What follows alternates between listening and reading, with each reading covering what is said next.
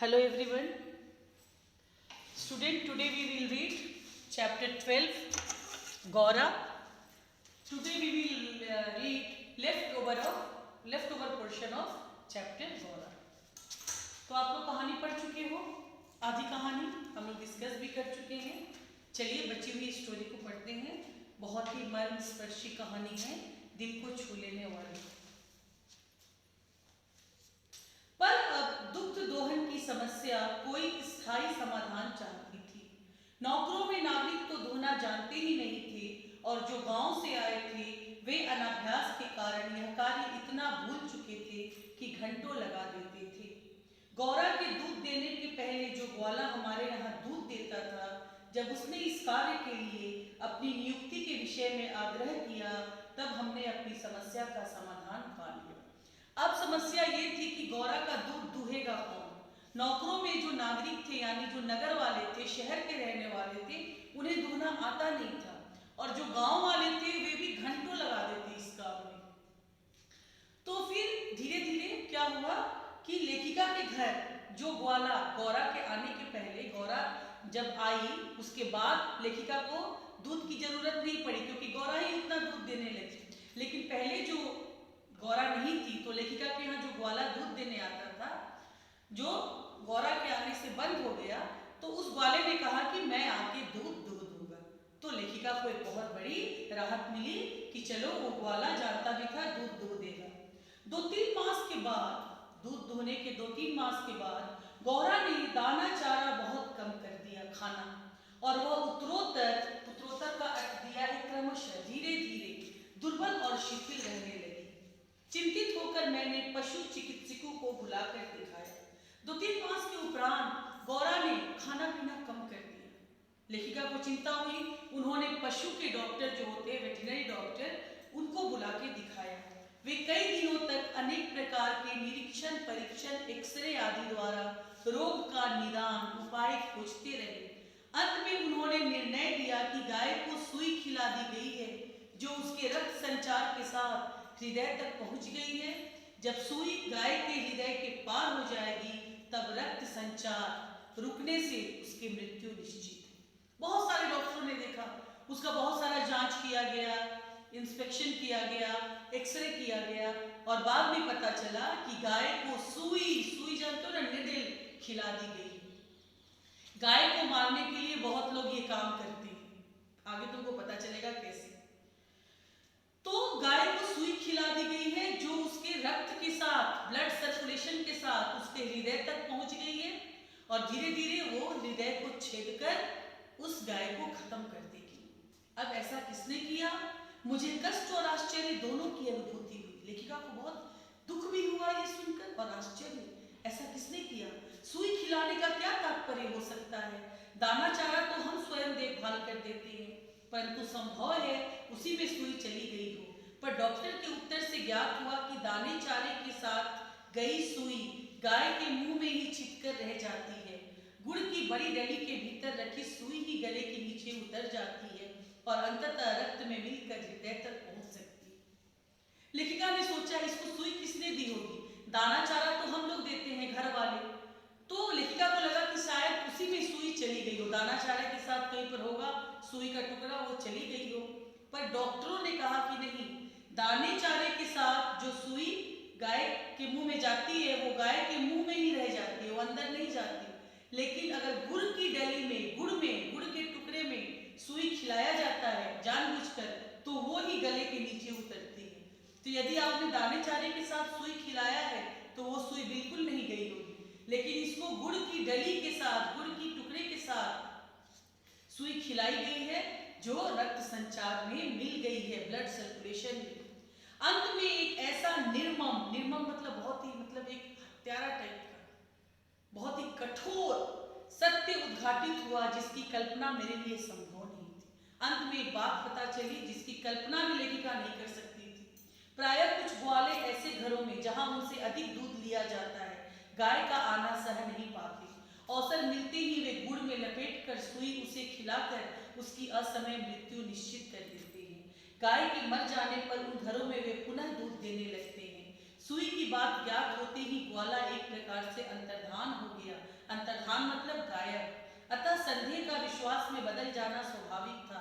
वैसे उसकी उपस्थिति में भी किसी कानूनी कार्यवाही के लिए आवश्यक प्रमाण जुटाना असंभव था। काम किसने किया था? उसी ग्वाले ने जो गौरा का दूध दूहता था। उसे इस गाय से जलन होने लगी, क्योंकि जब तक ये गाय नहीं आई थी तो उससे बहुत अधिक मात्रा में लेखिका दूध लेती थी, लेकिन जब वो गाय आया तो उसका बिजनेस बंद हो गया। वो तो केवल आके दूहता था, तो उसने ही ये काम किया। तो ग्वाले ऐसे होते हैं, वो क्या करते हैं, गाय को सुई दे के मार देते हैं ताकि उनका बिजनेस फिर से चल सके। गाय मर जाएगी तो फिर से उसी घर में दूध देने लगते हैं, ऐसा होता था। लेकिन लेखिका ने कहा कि उसके खिलाफ मेरे पास कोई प्रूफ नहीं थी, लेकिन हाँ, जिस दिन से उसको ये बात पता चली कि गाय के पेट में सुई चली गई है उसके हृदय में, तब से उस दिन से वो ग्वाला गायब हो गया। इसे साफ पता चलता था उसी का काम है, लेकिन चूंकि उसके खिलाफ कोई सबूत नहीं था, इसीलिए लेखिका कुछ नहीं कर सकी। तब गौरा का मृत्यु से संघर्ष आरंभ हुआ, मृत्यु से लड़ाई आरंभ हुई बेचारी, जिसकी स्मृति मात्र से आज भी मन सिहर उठता है। लेखिका आज भी सोचकर कांप जाती है कैसे उसने मृत्यु को झेला।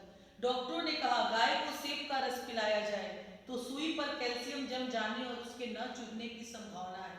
अतः कई शेर डेली कई किलो सेब का रस पिलाने जाने लगा। डॉक्टरों ने कहा उसमें वो काम करेगा, उसपे कैल्शियम जम जाएगा तो शायद नहीं चुभेगा।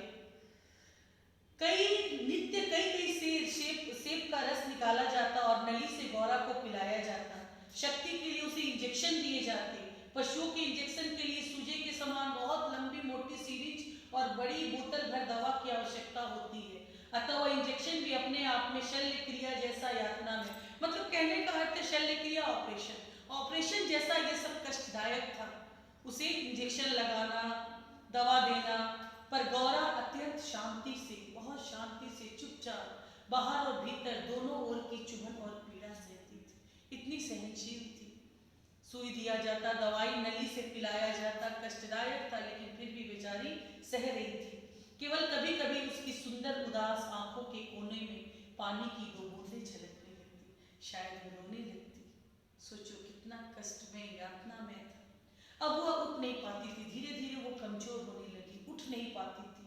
परंतु जब मैं पास पहुंचती यानी लेखिका, तो उसकी आंखों में प्रसन्नता की छाया तैरने लगती। पास जाकर बैठने पर वह मेरे कंधे पर अपना मुख रख देती और अपनी खुरदुरी जीभ से मेरी गर्दन चाटने लगती। लालमणि बेचारे को तो, गौरा के बच्चे को तो माँ की व्याधि, माँ की बीमारी और आसन मृत्यु का बोध नहीं था। बच्चा का क्या जानता कि मेरी माँ मरने वाली है, आसन मृत्यु, जो मृत्यु पास आ रही है। उसे दूसरी गाय का दूध पिलाया जाता क्योंकि उसकी माँ तो दूध दे नहीं रही थी, पर जो उसे रुचता नहीं था, लेकिन वो उसे पसंद नहीं आता था। वह तो अपनी माँ का दूध पीना और उससे खेलना चाहता था। अतः अवसर मिलते ही वह गौरा के पास पहुंचकर अपना सिर मार मार उसे उठाना चाहता था या खेलने के लिए उसके चारों ओर उछल कूद कर परिक्रमा करता, घूमता रहता। मैंने बहुत से जीव जंतु पाल रखे हैं, लेखिका कह रही है, अतः उनमें से कुछ को समय असमय विदा देनी ही पड़ती है। बहुत से पशु पक्षी मैंने पाले हैं, बहुतों का की मृत्यु भी मैंने देखी है, उन्हें विदाई देनी ही पड़ती है, उनको क्योंकि वो मर जाते हैं। परंतु ऐसी मर्म व्यथा का मुझे स्मरण नहीं, लेकिन गौरा ऐसे मर्म हृदय को छूने वाले दुख का आज तक मुझे आभास नहीं हुआ था। मैं अपने सामने उसकी मौत देख रही हूँ। मर्म व्यथा मतलब यहाँ पे लिखा है मन की व्यथा। पयस्विनी दुधारू गाय जो बहुत दूध देती है, इतनी हृष्ट पुष्ट, एकदम सुडौल, ताजा, सुंदर, दूध सी उज्जवल पयस्वनी गाय अपने इतने सुंदर चंचल वत्स को छोड़कर, वत्स मतलब बेटे बच्चे को छोड़कर किसी भी क्षण निर्जीव और निश्चेष्ट हो जाएगी, मतलब मर जाएगी। यह सोचकर ही आंखों में आंसू आ जाते थे। इतनी सुंदर गाय अपने बच्चे को छोड़कर चली जाएगी, सामने मौत दिख रही है, ये सोचकर लेखिका की आंखों में आंसू आ जाते। लखनऊ, कानपुर आदि नगरों से भी पशु विशेषज्ञों को, डॉक्टरों को बुलाया गया। लेखिका ने कोई कसर नहीं छोड़ी। स्थानीय पशु चिकित्सक तो दिन में 2-3 बार आते, जो लोकल डॉक्टर्स थे वो 2-3 बार आते, परंतु किसी ने ऐसा इलाज, उपचार नहीं बताया जिससे आशा की कोई किरण दिखती। सबने हाथ जोड़ दिए। निरुपाय मृत्यु की प्रतीक्षा का मर्म वही जानता है जिसे किसी असाध्य और मरणासन रोगी के पास बैठना पड़ता। दुख का आभास उसी को पता है, जिसको किसी ऐसे रोगी के पास बैठना पड़ता है जो मरने वाला है। रोगी तो खैर मरने वाला है, उसे तो उतनी जानकारी नहीं है, लेकिन जो उसके पास बैठकर उसकी सेवा करता है उसकी हालत देखने लायक होती है। वो इस दुख को बर्दाश्त नहीं कर पाता, और लेखिका के साथ भी यही हुआ।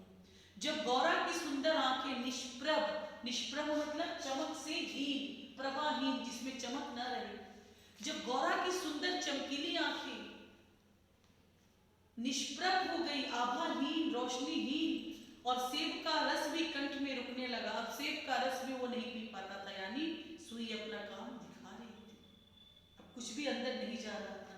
तब मैंने उसके अंत का अनुमान लगा लिया कि अब ये ज्यादा दिन तक जाने वाली नहीं है। अब मेरी एक ही इच्छा थी कि मैं उसके अंत समय उसी के पास रहूं। दिन में नहीं, रात में भी कई कई बार उठकर मैं उसे देखने जाती। अंत में एक दिन, अब लेखिका को भी रहा नहीं जाता, वो बार बार उठ के जाती देखने के लिए। अंत में एक दिन ब्रह्म मुहूर्त में 4 बजे जब मैं गौरा को देखने गई, तब जैसे ही उसने अपना मुख सदा के समान मेरे कंधे पर, अंत में एक दिन ब्रह्म मुहूर्त मतलब एकदम सुबह सुबह, लेखिका को क्या हुआ, वो गई देखने, तब गौरा ने अपना मुंह हमेशा के समान, उसकी आदत थी, लेखिका के कंधे पर रखा।